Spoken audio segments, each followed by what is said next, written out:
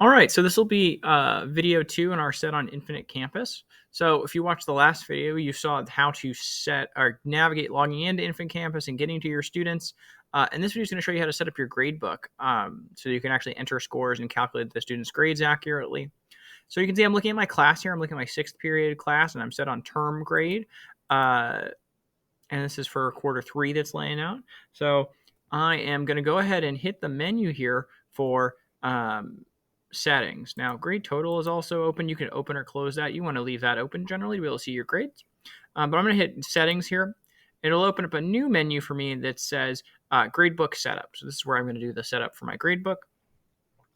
And I'm going to see here, I'm going to start from the bottom and I'll work my way up for different categories that might be important for us to address. So first, some of the stuff at the bottom has to do with preferences. It turns out that however you set these up, your gradebook will be just fine. Here are some ones that I use. So I do default here to assign 100 assignments per page.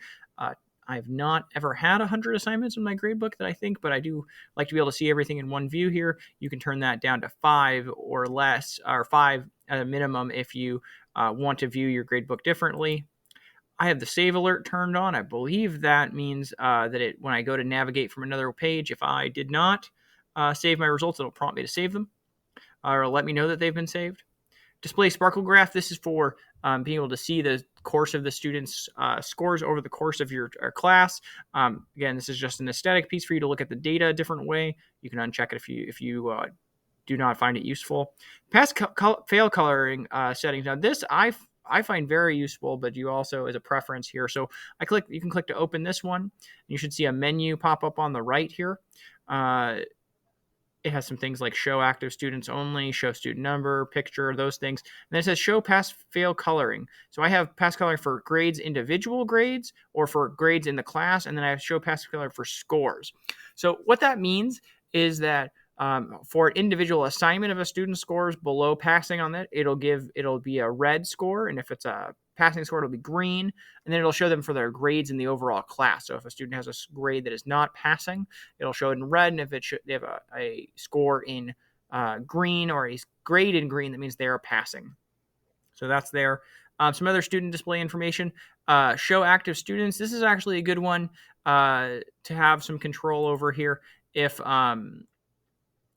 If you find out you have students that dropped your class in the middle and you still need to post grades for them, this is one way to find them and find their data as you uncheck the show active students. So that is how you do that. But we're going to leave it checked right now because I'm not encountering that problem, and I do not need to see students who are not currently enrolled in my class.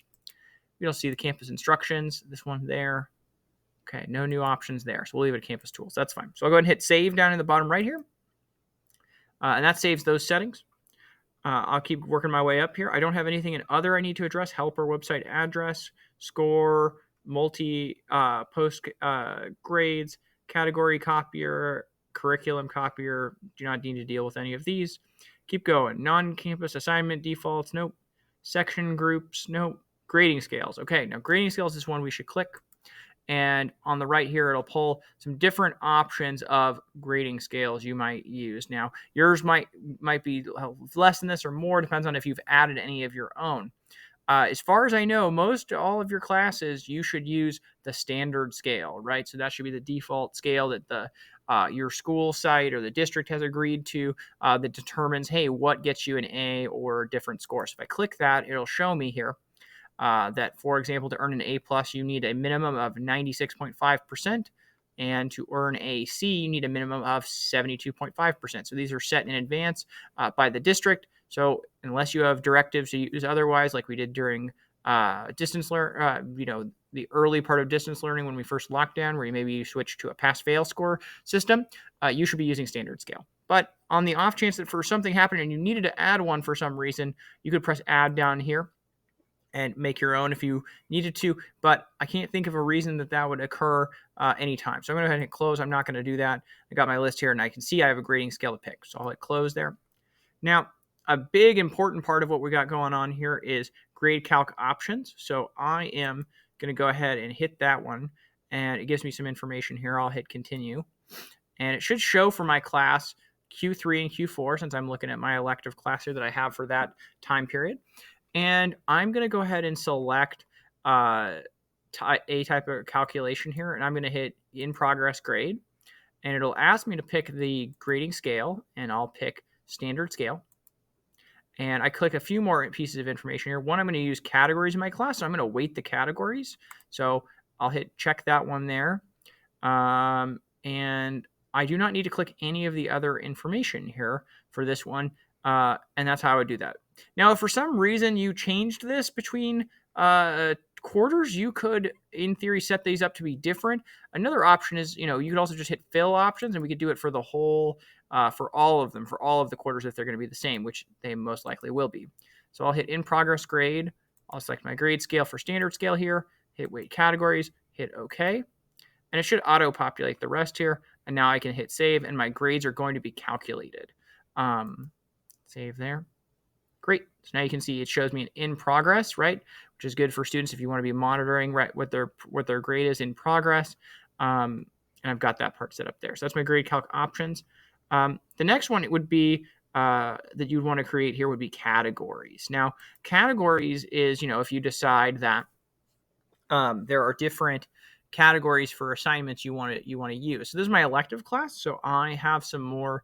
I get to make some decisions about what categories I created. So for my class, there are only two categories that they're going to have. They're either going to have PLTW assignments or PLTW assessments, right? So those are the categories. And I can see I've already have those in here between all of my sections that I'm going to use for that class. Now, this is for all of them. So it turns out assignments and assessments is also what I use for my English and history classes, but they're weighted differently. So if I want to just narrow down to my elective here, I could hit this, and it would actually show me the ones I've got. And it shows me the two of them. They've got some different options here. So I can see they're already here, and they're set up correctly. For the sake of this video, I can create a new one just so you all can see how this is done. So I can hit add, and let's say I'm choosing for my elective here. I'm going to choose for them, and I'm going to add a new category that I could weight, say something like, I want 10%, and is the percentage value I want this to be, and I'm going to name this category up in the top here. Maybe I call it homework. And homework I'm going to say is 10%. And maybe I want that to show up in a certain order. So if you want, for example, assignments to show up in your gradebook where they're all, all of the assessments show up first, and then all the assignments show up second, you could do that. You also could not do that. It's up to you. I tend to set my gradebook up that way. So for example, homework, maybe that's the second thing I want the students to see in their sequence, not the first thing. And that's all I would need to do. And now once I click save on this, that'll show up as an option in my categories for this class. So I'll go ahead and hit save. And now we can see that in my selection for all, homework shows up as an option. And if I want to narrow it down to 6th period for my elective there, it shows up there.